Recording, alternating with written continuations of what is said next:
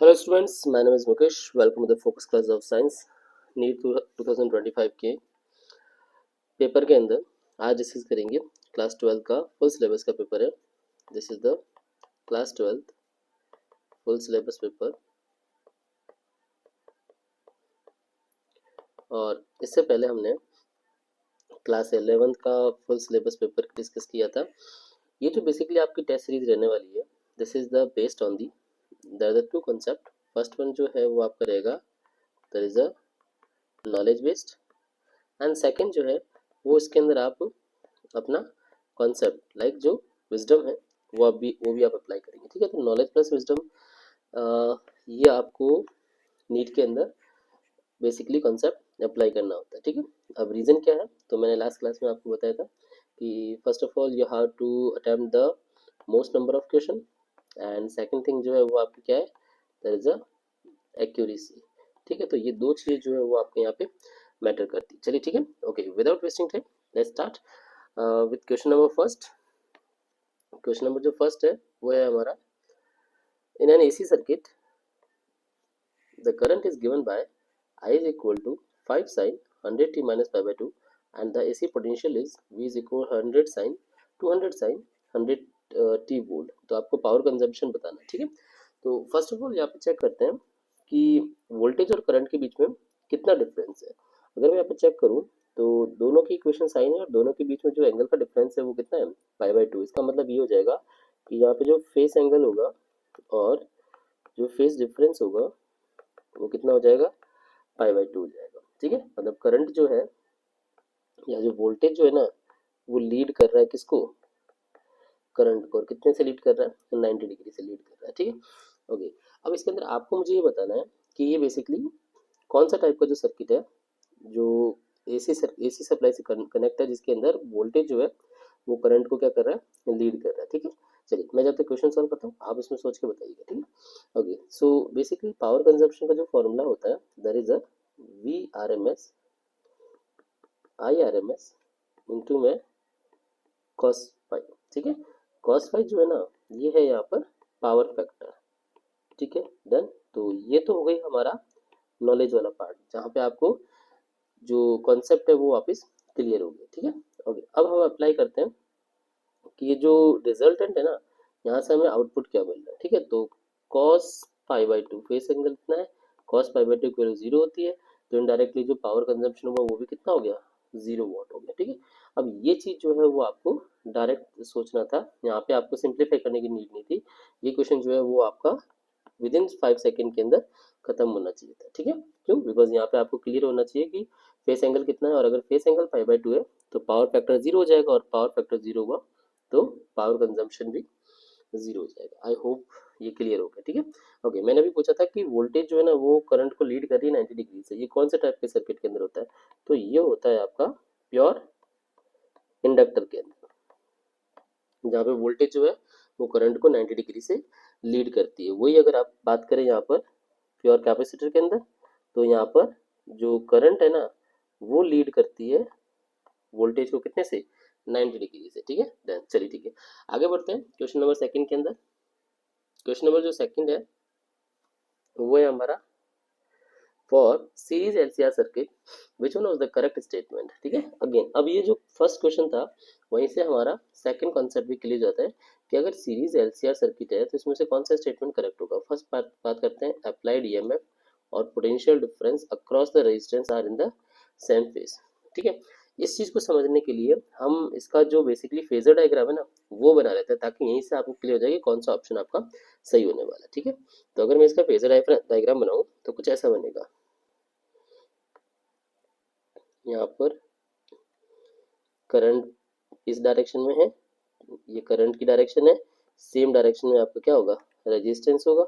Okay, and इसी के 90 degree पे क्या होगा, यहाँ पे जो कैपेसिटर वोल्टेज ऑफ कैपेसिटर होगा, और इससे 90 डिग्री आगे क्या होगा, वोल्टेज ऑफ इंडक्टर होगा। मैंने यहाँ पे आपको देखो मेंशन भी किया था, प्योर इंडक्टर के अंदर वोल्टेज जो है वो आपका करंट से 90 डिग्री लीड कर रहा है, और कैपेसिटर में 90 डिग्री लैग करता है। ठीक है, तो इन दोनों का जो पार्ट होगा वो आपका यहाँ मिल जाएगा, that is a V L minus V C, तो इसका जो रिजल्टेंट होगा वो कहाँ पर होगा, यहाँ कहीं होगा। This is the resultant part, ये आपका वी मिलेगा, ठीक है, जो कि इससे कितना एंगल है, फाई एंगल जो है वो आगे की तरफ चल रहा है, ठीक है। आई होप यहाँ से चीजें क्लियर है।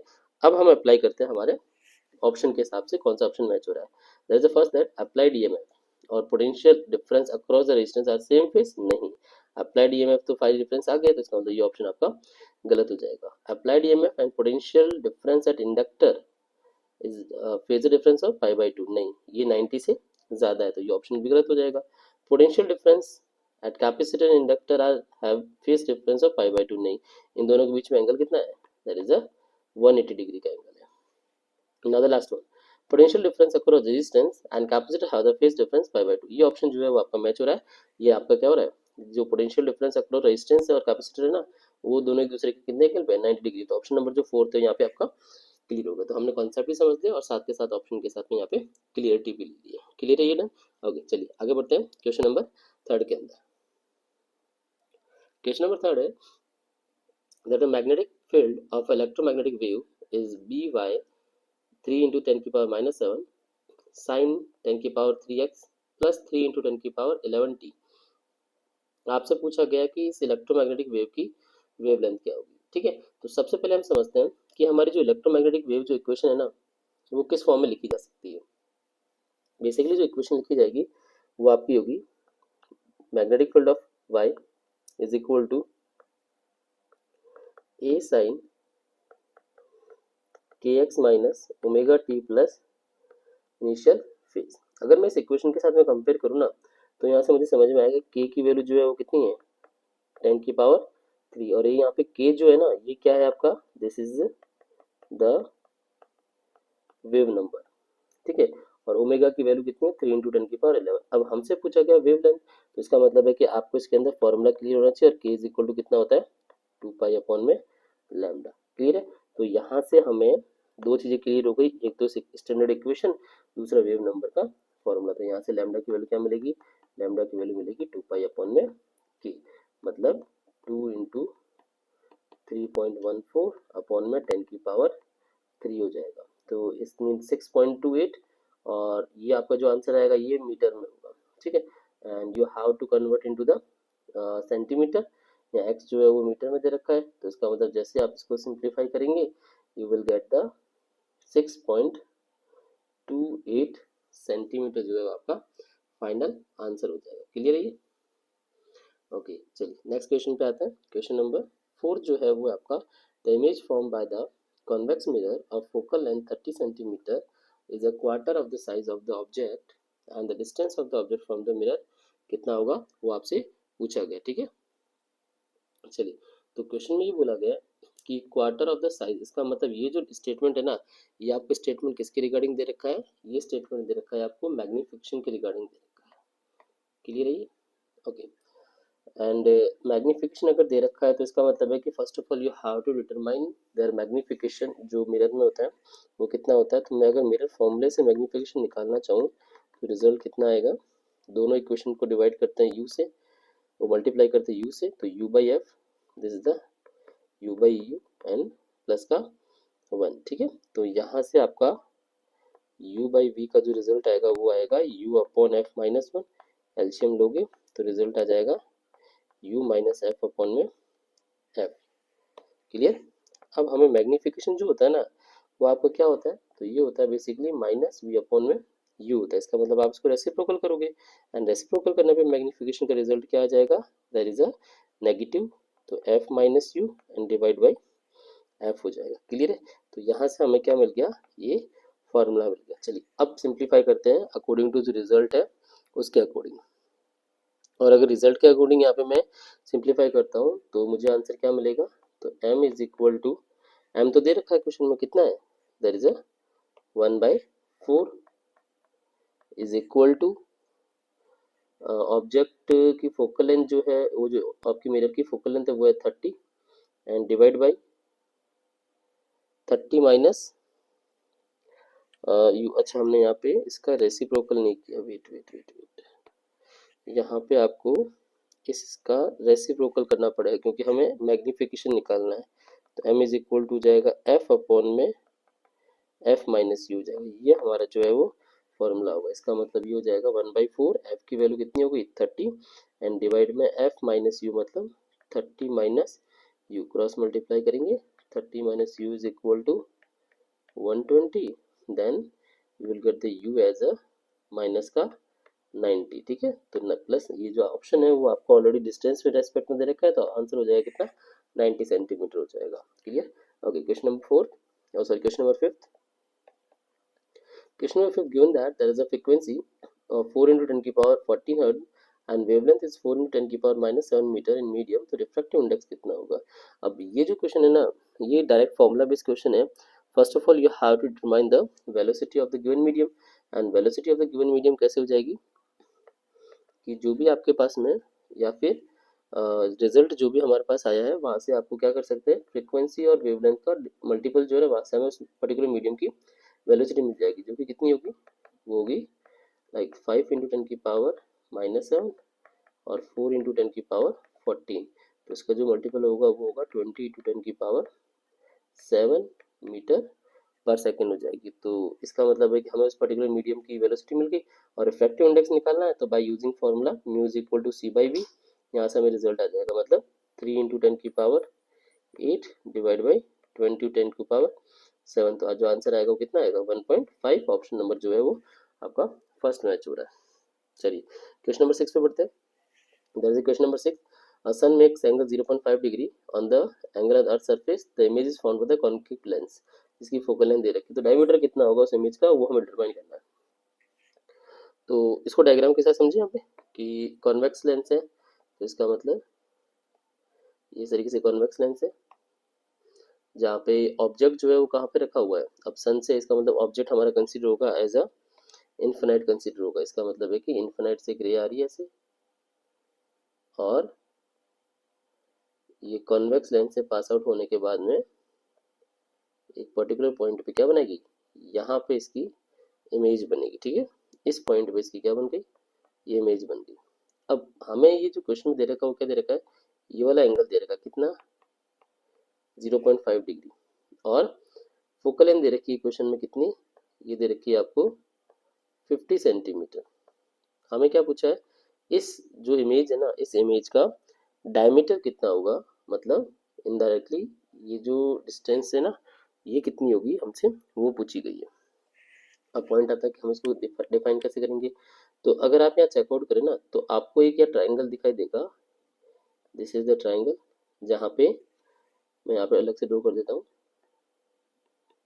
ये हमें ट्राइंगल है जिसमें ये एंगल कितना है 0.5 डिग्री है, ये फोकल लेंथ 50 सेंटीमीटर है, and you have to determine d. ठीक है, तो एंगल के रेस्पेक्ट में हम यहाँ पे वैल्यू डिटरमाइन कर सकते हैं कि थीटा इज इक्वल टू क्या होता है, एंगल इज इक्वल टू आपका, अब अच्छा यहाँ पे ना एक्चुअल में हम यूज लेंगे टेन का कॉन्सेप्ट, क्योंकि there is a tan theta जो है ना, अगर एंगल बहुत छोटा हो ना that would be equal to theta के हो जाएगा। इसका मतलब है कि ये थीटा जो है वो किसके इक्वल टू होगा, परपेंडिकुलर अपॉन बेस। यहाँ पे परपेंडिकुलर कितना है डी, और बेस कितना है 50 सेंटीमीटर। ठीक है, तो यहाँ पे आप इसको सिंप्लीफाई कर लेंगे, तो फर्स्ट ऑफ ऑल है ना यहाँ चेक करते हैं कि ये रिजल्ट क्या आएगा, थीटा दे रखा है 0.5 डिग्री में दे रखा है, तो आपको इसको रेडियन में कन्वर्ट करना पड़ेगा। चलिए ये भी समझ लेते हैं यहाँ पे 0.5 डिग्री को रेडियन में कैसे कन्वर्ट करोगे, मल्टीप्लाई करो पाई अपॉन 180 से, तो ये जो रिजल्ट आएगा वो कितना आएगा, डेसिमल हटा 10, तो ये हो गया पाई अपॉन में 360। आई होप यहाँ से रेडियन वाला पार्ट क्लियर हो गया। ठीक है, अब हमें डी निकालना था, तो डी इज इक्वल टू जाएगा थीटा की वैल्यू जाएगी पाई अपॉन में 360, और मल्टीप्लाई में कितना हो गया, ये मल्टीप्लाई में हो गया आपका 50 centimeter. After simplifying the value we will get 3.14 multiply by 5 divide by 360। अगर इसका एक परफेक्ट वैल्यू हम निकालने की कोशिश करें तो हमें क्या मिलेगा, तो ये मिलेगा 15.70 अपॉन में 360। आंसर जो है वो आपका अभी यहाँ पे सेंटीमीटर में आएगा।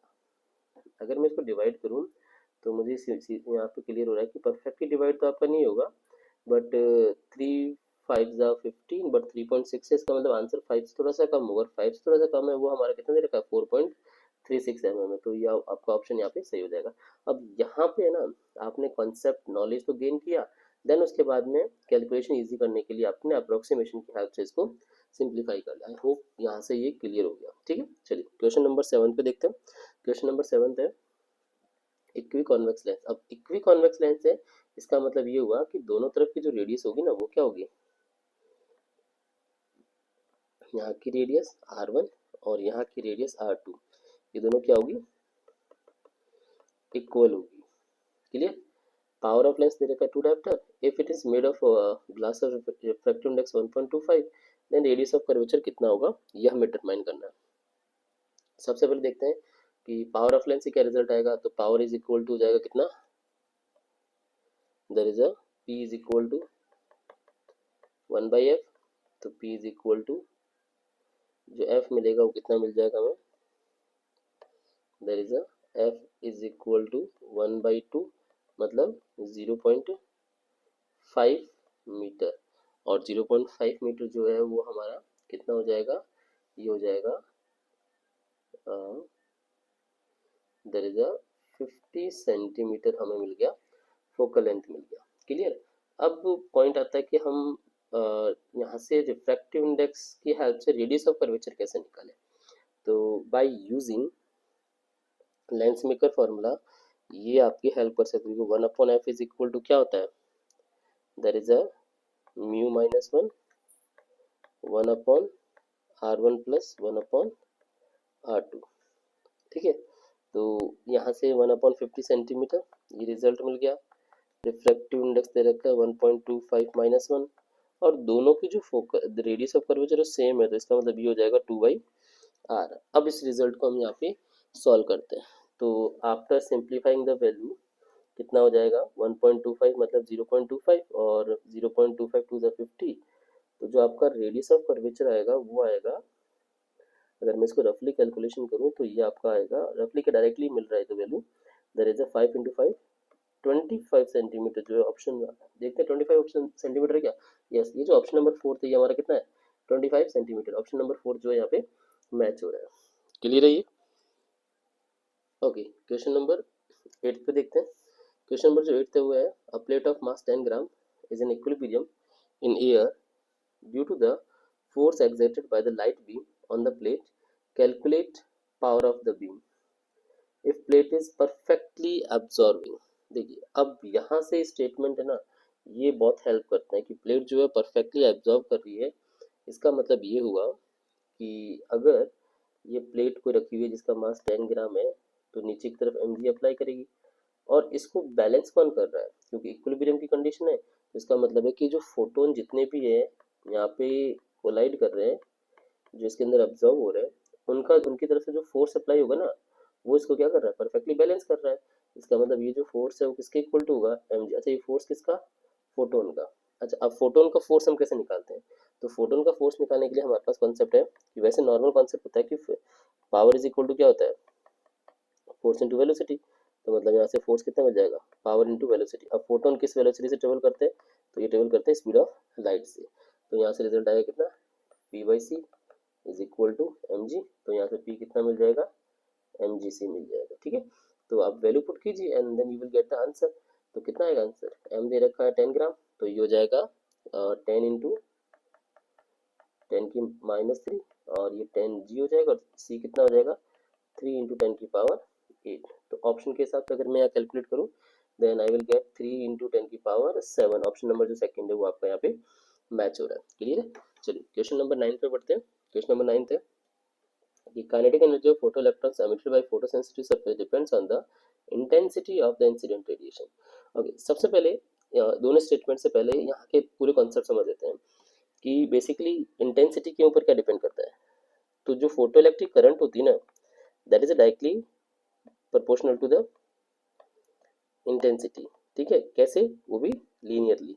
दूसरा कॉन्सेप्ट देखते हैं कि जो आपका काइनेटिक एनर्जी या फिर पोटेंशियल है ये किसके ऊपर डिपेंड करते हैं, तो basically they are directly depend on the frequency, और फ्रीक्वेंसी पे डिपेंड किस तरीके से करते हैं, कुछ इस कॉन्सेप्ट के हिसाब से यहाँ पे, ठीक है।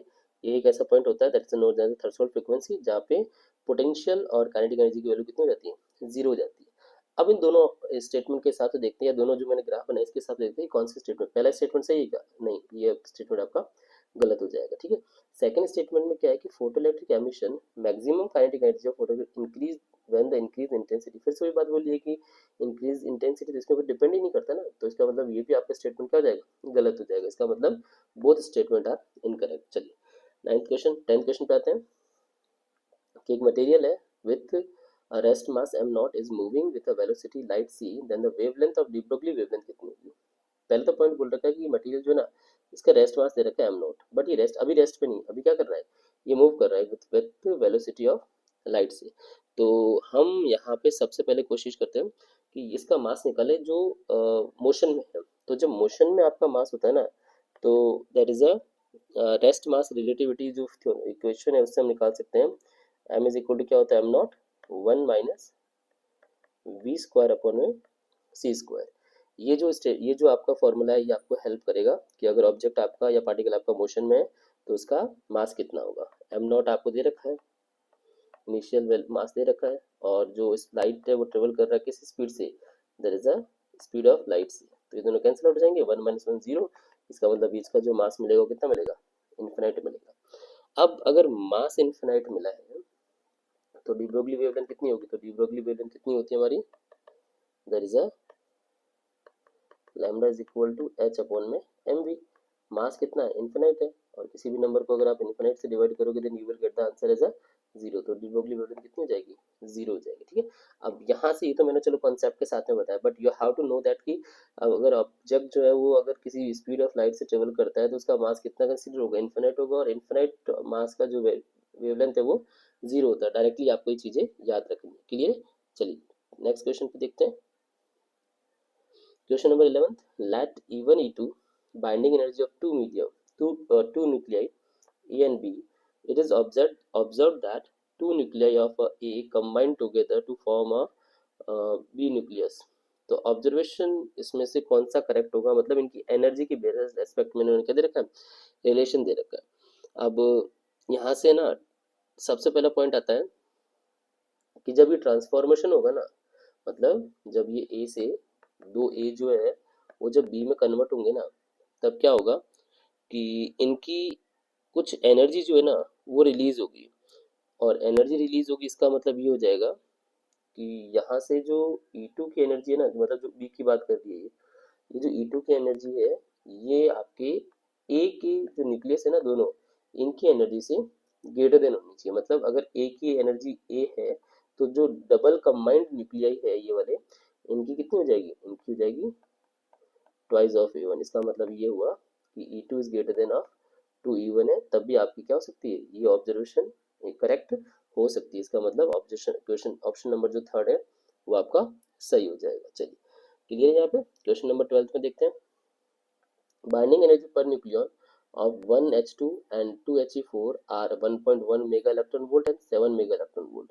तो एनर्जी कितनी यहाँ पे रिलीज होगी, तो जो एनर्जी रिलीज होगी तो उसका फॉर्मूला कितना हो जाएगा पहले तो वो देखते हैं। तो एनर्जी रिलीज इन प्रोसेस हो जाएगा कि बाइंडिंग एनर्जी ऑफ किसकी, binding energy of helium minus मतलब product, and binding energy of आपके जो रिएक्टेंट्स है, मतलब कौन है रिएक्टेंट्स यहाँ पर, हाइड्रोजन का आइसोटोप्स। चेक करते हैं कि बाइंडिंग एनर्जी कितनी होगी, तो इसकी बाइंडिंग एनर्जी हो जाएगी the mass into number of जो एनर्जी है इसके पास में वो, तो हीलियम का मास हो जाएगा 4 मल्टीप्लाई बाई कितना 7 माइनस हाइड्रोजन का जो मास है वो है 2, और कितने यहाँ पे हाइड्रोजन के एटम्स है 2 है, तो इसका मतलब 2 इंटू 2 और मल्टीप्लाई बाई 1.1, तो हमें आंसर क्या मिलेगा यहाँ से 28 माइनस 4.4, मतलब आंसर हो जाएगा 23.6 mega electron volt. Option number जो फोर्थ है यहाँ पे आपका मैच हो जाएगा। क्लियर है। आगे question number 13, in terms of Rydberg constant hydrogen atom के बामर सीरीज की शॉर्टेस्ट वेवलेंथ कितनी होगी, ये आपसे पूछिए। अब पॉइंट आता है कि शॉर्टेस्ट और लॉन्गेस्ट वेवलेंथ कब होती है, तो किसी भी सीरीज के अंदर जब n आपका लाइक जैसे बामर की बात करते हैं तो बामर के जो आपका शेल है n1 है वो आपका होता है 2, और अगर ये n2 की वैल्यू 3 होगी मतलब जस्ट उसके नेक्स्ट शेल में से अगर आपका इलेक्ट्रॉन जो है वो मूव कर रहा है, देन इस केस के अंदर इसकी जो वेवलेंथ होगी वो क्या होगी, सबसे लॉन्गर होगी। ये केस अगर आपका हो कि n1 तो 2 है, बट जो n2 है वो कितना है, इन्फिनाइट है, मतलब इलेक्ट्रॉन आपका इन्फिनाइट तक मूव हो रहा है, तब इस केस के अंदर इसकी जो वेवलेंथ होगी वो क्या होगी, वो होगी आपकी शॉर्टेस्ट वाली होगी, that is the shortest one. Clear है, तो कॉन्सेप्ट क्लियर हुआ। अब हम लगाते हैं इसका फॉर्मूला। फॉर्मूला क्या होता है, 1/L lambda is equal to R 1/n1 square minus 1/n2 square, और इस फॉर्मूले से हमें रिजल्ट क्या मिल रहा है, 1/लैम्डा इज इक्वल टू आर 1/2 का स्क्वायर 4 एंड इन्फिनाइट का 0 हो जाएगा, then will get lambda is equal to 4/r 4/r मतलब ऑप्शन नंबर सेकंड यहाँ पर मैच हो जाएगा। अच्छा, अब पॉइंट आता है कि रिडबर्ग कांस्टेंट की वैल्यू कितनी होती है, तो रिडबर्ग कांस्टेंट जो 1/r होता है ना, इसकी वैल्यू होती है 912 एंगस्ट्रॉम। आप डायरेक्ट वैल्यूज याद रखिए ताकि ये सिंप्लीफाई करने में आपको हेल्प मिले। Okay, question number 14। Question number 14 है कि difference between nth n+1 Bohr's radius of hydrogen atom is equal to the n-1। इसका मतलब ये हुआ कि इनडायरेक्टली आपसे ये स्टेटमेंट कह रहा है कि आपका रेडियस ऑफ n-1 जो ऑर्बिट है ना, ये किसे इक्वल टू है, डिफरेंस बिटवीन n और n+1 के इक्वल टू है। ठीक है, अब इस क्वेश्चन को आपको पूरा सॉल्व करना पड़ेगा, क्योंकि यहाँ से हमें जो रेडियस का फॉर्मूला मिलता है वो मिलता है 0.53 n स्क्वायर अपॉन z। अगर मैं वैल्यू पुट करूँ यहाँ पे, तो देखो बाकी सारे चीज़ें कॉन्सेप्ट है, सॉरी कांस्टेंट है, तो यहाँ पे वो तो कैंसिल आउट हो जाएगी। इसका मतलब यहाँ बचेगा कितना, यहाँ बचेगा n-1 का होल स्क्वायर, यहाँ बचेगा n स्क्वायर, और यहाँ बचेगा n+1 का होल स्क्वायर। अब मैं क्लियर, ये चीज़ें आपको यह स्टेटमेंट बची हुई है। अब सॉल्व करें, तो सॉल्व करने के बाद रिजल्ट क्या आ रहा है, there is a n square +1 -2n is equal to n square minus n square -1 -2n। Clear है, तो क्या क्या कैंसिल आउट हो रहा है यहाँ पे, यहाँ पे हमारा रिजल्ट कैंसिल आउट हो रहा है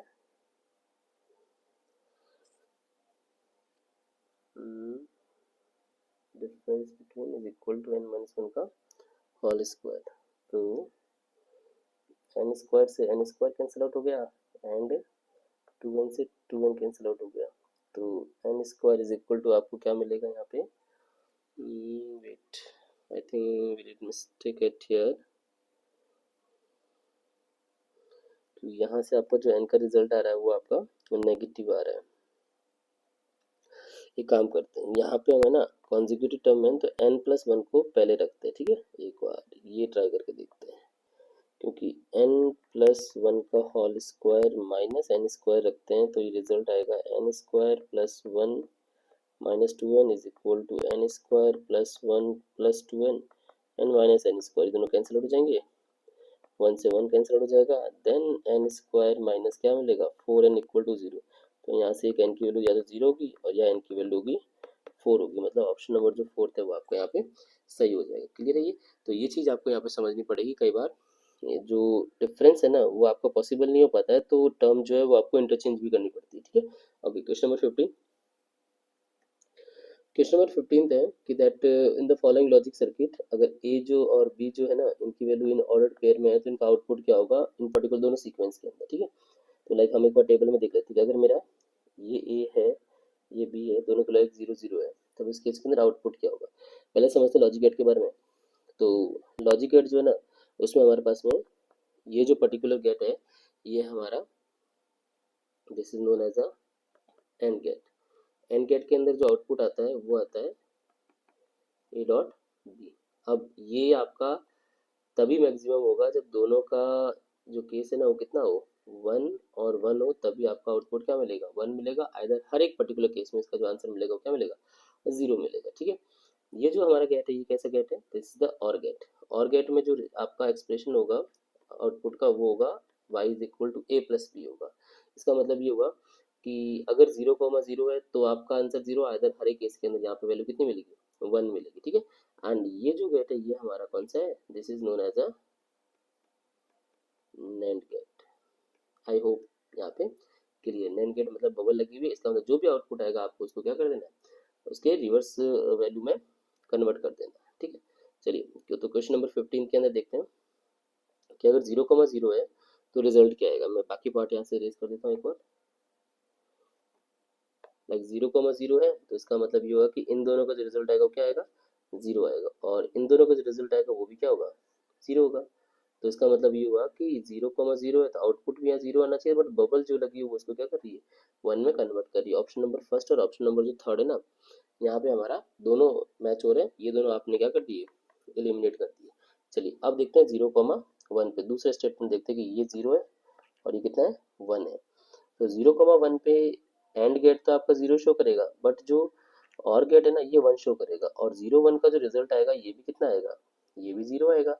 लेकिन बबल जो है या जो उसका नॉट टाइप है वो उसको वापस क्या कन्वर्ट कर देगा 1 में। इसका मतलब है कि दोनों का जो आंसर होगा 1,1, ऑप्शन नंबर थर्ड जो है आपका राइट आंसर हो जाएगा। क्लियर है। चलिए ओके, नेक्स्ट क्वेश्चन नंबर 16।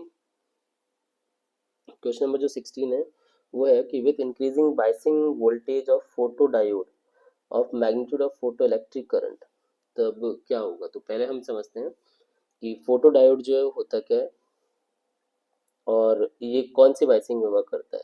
तो फोटो डायोड जो है ये बेसिकली वर्क करता है रिवर्स बाइसिंग में। रिवर्स बाइसिंग है इसका मतलब, इसका जो ग्राफ है ना कुछ इस तरीके से बढ़ेगा कि पहले पर्टिकुलर पॉइंट पे ये आपका बढ़ेगा, एंड देन उसके बाद में धीरे धीरे क्या हो जाएगा, एक सेचुरेशन आ जाएगी, ठीक है। तो अगर मैं इसको चेक करूं कि कौन से ऑप्शन में ये चीज़ कंडीशन अप्लाई हो रही है, इसने बोला है कि फोटो इलेक्ट्रिक करंट आपकी रिमेन्स कांस्टेंट है, जो कि पॉसिबल नहीं है। इट्स रिवर्स बायस, तो इसकी वैल्यू 0 होगी, नहीं ये भी गलत है। रिवर्स बायस तो सही है बट इसकी वैल्यू 0 नहीं, ये तो नहीं होगा। Increase initially and then saturate, yes ये यहाँ पर रखी, पहले तो एकदम से बढ़ी है वैल्यू, देन फिर इसके बाद में क्या हो गई, सैचुरेट हो गई। एंड इंक्रीज लीनियरली, नहीं ग्राफ लीनियरली भी पॉसिबल नहीं, तो ऑप्शन नंबर जो थर्ड है वो आपका मैच हो जाएगा। तो आपको ये आना चाहिए कि फोटो डायोड वर्क किसमें करता है, एंड देन इसका जो ग्राफ है वो क्लियर होना चाहिए। चलिए क्वेश्चन नंबर 17। क्वेश्चन नंबर 17 है कि the electric field intensity due to infinite cylindrical thin wire having charge q per unit length distance r from the axis कितना होगा, ये बताना है। तो सबसे पहले चेक करें कि अगर सिलेंड्रिकल थिन वायर है इसका मतलब this is the work as only wire, और वायर का जो इलेक्ट्रिक फील्ड होता है वो होता है कितना, 2k लैम्डा बाई आर होता है। तो यहाँ से ये चीज़ तो बहुत इजीली क्लियर हो गई कि हाँ ये जो है वो क्या है, इनवर्सली प्रोपोर्शनल टू आर है। इसका मतलब ऑप्शन नंबर क्या हो गया, थर्ड, यहाँ पे डायरेक्ट मैच हो गया। क्लियर है ये। अच्छा लैम्डा जो है ये चार्ज डेंसिटी है जो डिटरमाइन करती है क्या, क्यू अपॉन में उस पर्टिकुलर वायर की लेंथ, ठीक है। डन। चलिए ये चीज़ हमसे वैसे यहाँ पूछी नहीं गई है बट आपसे पूछा है कि इलेक्ट्रिक फील्ड जो है वो क्या होगा, तो वो हमारा होगा इनवर्सली प्रोपोर्शनल टू आर हो गया। Okay question number 18। Charge of this is placed at each four corners of square, तो potential at intersection of diagonal कितना होगा ये पूछा गया है। इसका मतलब है कि ये आपका एक स्क्वायर था जिस पे 4 चार्ज रखे गए और इसके डायगोनल, अब डायगोनल इंटरसेक्ट कहाँ करती है, इस पॉइंट पे, तो इस पॉइंट पे इसका नेट पोटेंशियल कितना होगा ये पूछा गया। तो आप एक काम कर सकते हैं कि ना चारों चार्ज की वैल्यू सेम है ना, तो एक निकाल लेते हैं, एक कितना आएगा, तो इसका फॉर्मूला हो जाएगा हमारे पास में क्या, के क्यू बाई आर। अब आर क्या है, तो आर जो है वो डायगोनल की लेंथ है, मतलब डायगोनल का हाफ की लेंथ है। डायगोनल कितना होता है, √2 ए, तो ये हो जाएगा ए बाई √2, मतलब v इज इक्वल टू जो रिजल्ट मिलेगा कितना मिलेगा, दिस इज द के क्यू बाई ए मल्टीप्लाई में √2। अब कितने चार्ज का है, 4 चार्ज का पोटेंशियल है, स्केलर क्वांटिटी है, तो विदाउट डायरेक्शन आपका क्या हो जाएगा, ये ऐड हो जाएगा। तो रिजल्ट कितना आएगा, तो ये हमारा रिजल्ट आएगा, मैं इसको ऊपर की तरफ शो कर रहा हूँ यहाँ पे, v is equal to 9 × 10⁻⁹, charge की वैल्यू जो दे रखी है वो दे रखी है 10/3 × 10⁻⁻9 एंड डिवाइड बाई ए जो है 8 सेंटीमीटर है, तो 8 × 10⁻⁻2 और साथ के साथ √2 भी यहाँ पे क्या हो रहा है, मल्टीप्लाई हो रहा है। चलिए सॉल्व करें। पावर तो ये चलो कैंसिल आउट हो गई, और रिजल्ट जो होगा वो हमारा कितना होगा, दिस इज द, ओके यहाँ पर √3 था, ठीक है, यहाँ पे 10 में वैल्यू जी तो हुई हमारे 3 थी, तो ये कैंसिल आउट हो जाएगी 3 time, then we will get 3 into 10 की पावर 2 भी ऊपर शिफ्ट हो गई, साथ में √2 है और डिवाइड में कितना है 8 है। तो इसको सॉल्व करने पे आपको रिजल्ट आएगा, दिस इज द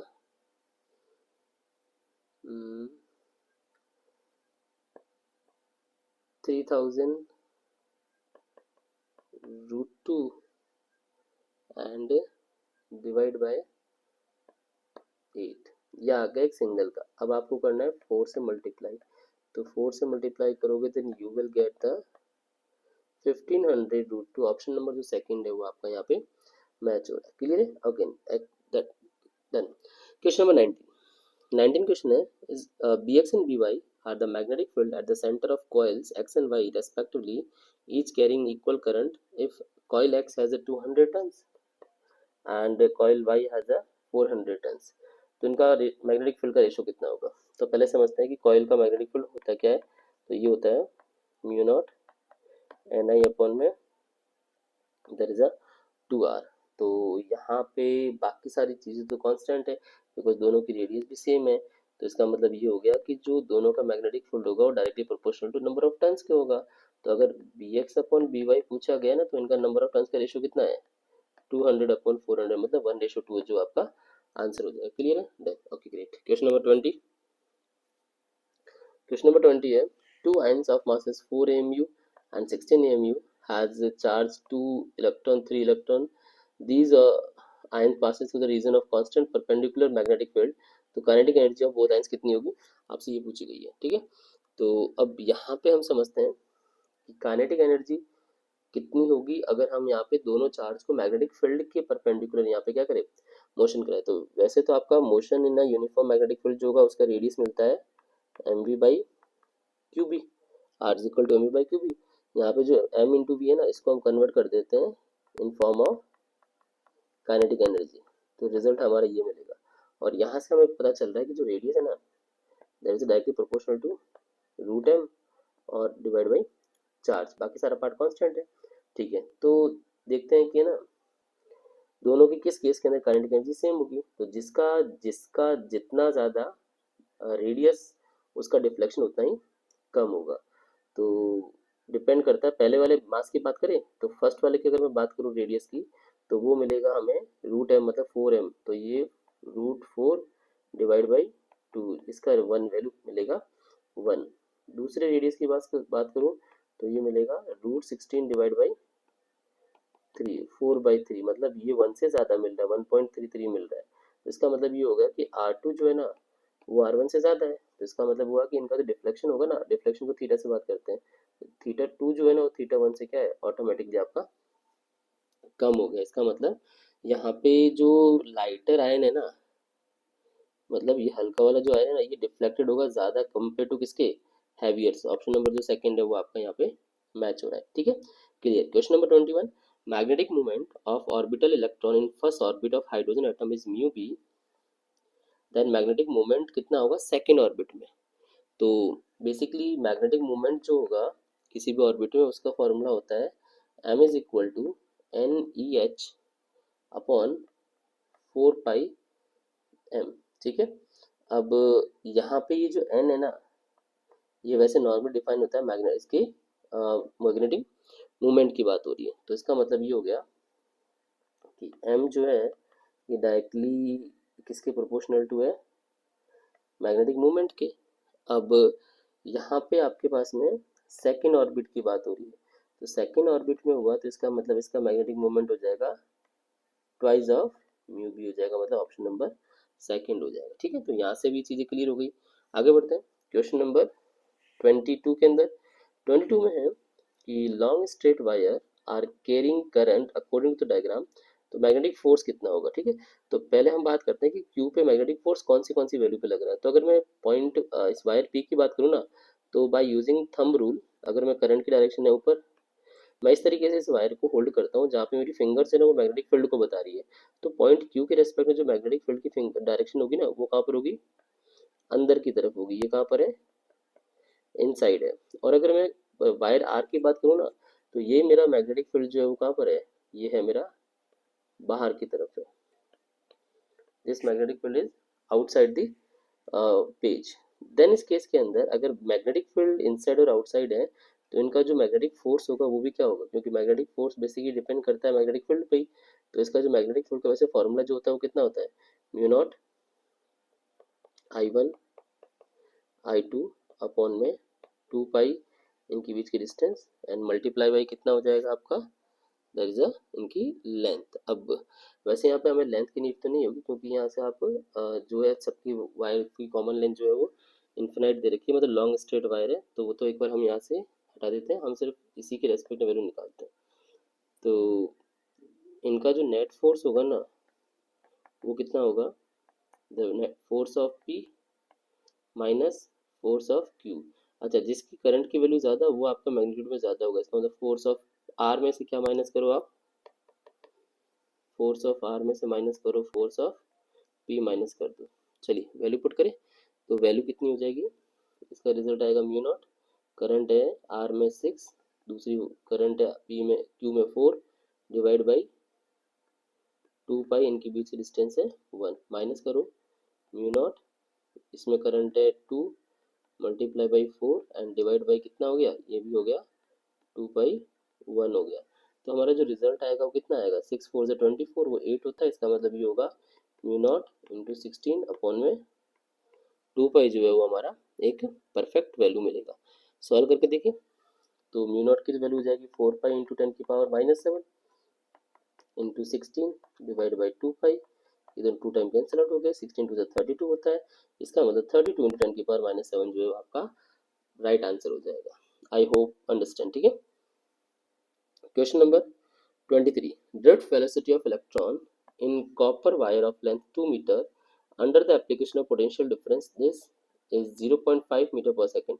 मोबिलिटी कितनी होगी, तो मोबिलिटी जो होती है वो होती है drift velocity under the unit electric field, मतलब V D is equal divide by E. अब यहाँ पर इलेक्ट्रिक फील्ड जो है ना ये होगा आपका potential divide by L, potential divide by L. Value देख लेते हैं एक बार। तो ड्रिफ्ट वेलोसिटी की वैल्यू दे रखी है 0.5, पोटेंशियल दे रखा है 200 वोल्ट और जो लेंथ है वो कितनी है 2 मीटर है। तो यहाँ से जो आपका आंसर मिलेगा वो कितना मिलेगा, देयर इज अ 5 इंटू 10 की पावर -3 जो है वो आपका यहाँ पे आंसर आ जाएगा, मतलब ऑप्शन नंबर जो है वो आपका 4th हो जाएगा। अच्छा, मोबिलिटी की यूनिट क्या होती है, मीटर स्क्वायर पर वोल्ट पर सेकंड जो है इसकी यूनिट होती है। क्वेश्चन नंबर 24, क्वेश्चन नंबर जो 24 है वो है in the circuit value of I2 बताओ, I2 में कितनी करंट जाएगी ये बतानी है। अब ये जो कनेक्शन है सारा का सारा पैरेलल में जुड़ा हुआ है, इसका मतलब इन सबका पोटेंशियल क्या होगा, कॉमन होगा। तो पहले हम आर इक्विवेलेंट निकाल देते हैं। तो आर इक्विवेलेंट कितना आएगा, तीनों के तीनों आपके पैरेलल में लगे हुए हैं, तो पैरेलल में जो आर इक्विवेलेंट हो जाएगा वो हो जाएगा 1/1/10, 1/1/15 एंड 1/1/30। क्लियर है। तो जो 1/r इक्विवेलेंट आएगा ये कितना आएगा, एलसीएम होगा इनका 30, 3 + 2 + 1, तो रेसिप्रोकल करने पे इसका जो आंसर आएगा वो आएगा 30/6, मतलब 5 ओम आ जाएगा। अब अगर आर इक्विवेलेंट 5 ओम है, इसमें करंट आपकी 1.2 चल रही है पूरे सर्किट के अंदर, तो पोटेंशियल कितना हो जाएगा 1.2 इंटू 5, मतलब 6 वोल्ट इनका क्या होगा पोटेंशियल होगा, और 6 वोल्ट सभी का होगा, मतलब इस वायर जो I2 वाली वायर है इसका पोटेंशियल भी कितना होगा 6 वोल्ट होगा। तो इसका मतलब इसका पोटेंशियल दे रखा 6 वोल्ट, रेजिस्टेंस देगा 15 ओम, तो करंट कितनी हो जाएगी, ये हो जाएगी 6/15, मतलब 0.4 एम्पियर है वो आपकी करंट हो जाएगी। ठीक है, तो ये क्वेश्चन नंबर आपका हो गया 24 कंप्लीट। चलिए नेक्स्ट क्वेश्चन पे आते हैं। Question number 25. Two waves originating from S1 and S2 having zero initial phase difference and common wavelength will show completely destructive interference. Okay, destructive interference आ गया। तो आपको सबसे पहले बात क्लियर कर देते हैं कि डिस्ट्रक्टिव इंटरफेरेंस के अंदर जो पाथ रेफरेंस होता है वो कितना होता है। तो इसका जो पाथ रेफरेंस का फॉर्मूला होगा वो होगा 2n-1 λ/2 होता है, तो होता है डिस्ट्रक्टिव में। अगर मैं कंस्ट्रक्टिव की बात करूं जहाँ पे आपकी फ्रिंजेस जो है वो हाई इंटेंसिटी मतलब ब्राइट फ्रिंज बनती है, वहाँ पे जो पाथ रेफरेंस होता है वो होता है एन लैम्डा। क्लियर है? तो इसका मतलब है कि अगर आपका डिस्ट्रक्टिव इंटरफेरेंस है तो जो रिजल्ट होगा ये कितना होगा, ये होगा आपका ऑड नंबर का हाफ। अगर मैं ऑप्शन के हिसाब से देखूँ ना तो ये आपका 10 का हाफ है, पॉसिबल नहीं है, गलत हो जाएगा। ये आपका 1.5 है तो फ्रैक्शन पार्ट है, ये भी गलत हो जाएगा। 0.6 1.2 का है तो ये भी ऑप्शन आपका गलत हो जाएगा। 5.5 जो है ये आपका हाफ होता है किसका, 11 लेफ्ट का। इसका मतलब ऑड नंबर का जो हाफ है ये, तो ऑप्शन नंबर जो फोर्थ है आपका यहाँ पे मैच हो जाएगा। ओके, लास्ट क्वेश्चन डिस्कस करते हैं इस सेशन में कि two polaroids have their polarizing direction parallel so that the intensity of the transmitted light is maximum. अभी जो ट्रांसमिटेड जो इंटेंसिटी वो मैक्सिमम है, किस एंगल पे रखे that the intensity of transmitted light is drop to one half, मतलब उस पर जो इंटेंसिटी हो कितनी हो जाए, हाफ, वन हाफ हो जाए। तो सबसे पहले समझते हैं कि जो इसकी मैक्सिमम इंटेंसिटी का जो रिजल्ट है वो हम कैसे डिटरमाइन करते हैं। I is equal to I naught cos square theta, ठीक है, that is known as a Malus law. By using Malus law हम यहाँ से डिटरमाइन कर सकते हैं कि वो जो ट्रांसमिटेड इंटेंसिटी होगी वो कितनी होगी। तो इसने दे रखा है कि ये जो ट्रांसमिटेड इंटेंसिटी है ये इनिशियल की कितनी है, हाफ है। तो अगर इनिशियल की हाफ है तो I naught sine naught cancel out, cos square theta कितना मिलेगा, 1/√2, sorry cos square theta is equal to 1/2, square हटाओगे तो कॉस थीटा कितना मिल गया, 1/√2। अब ये थीटा के किस एंगल पे होता है, तो ये थीटा का एंगल होता है 45 डिग्री पे, जो है ये आपका आंसर होता है। इसका मतलब ऑप्शन नंबर जो फोर्थ है वो आपका राइट आंसर हो जाएगा। I hope you understand all these type of question जो नीट 2025 के लिए इंपॉर्टेंट होते हैं। ये हमने 1 to 26 तक डिस्कस किए हैं। नेक्स्ट जो सेशन होगा उसके अंदर हम रिमेनिंग क्वेश्चन डिस्कस करेंगे क्लास 12 के, ठीक है। आई होप आपको यहाँ से चीज़ समझ में आएगी। हमने विद इन टाइम पीरियड के अंदर 40-45 मिनट्स के अंदर क्वेश्चन समझाए भी हैं और उसको कंप्लीट अटेम्प्ट भी किए हैं। आपको यही प्रैक्टिस भी रखनी है और साथ के साथ आपको कंसेप्ट भी पूरा का पूरा क्लियर होना चाहिए, ठीक है। चलिए देन आज की क्लास के लिए काफ़ी है। हम जो नेक्स्ट क्लास के अंदर इसका जो सेकंड पार्ट है वो डिस्कस करेंगे। Thank you so much.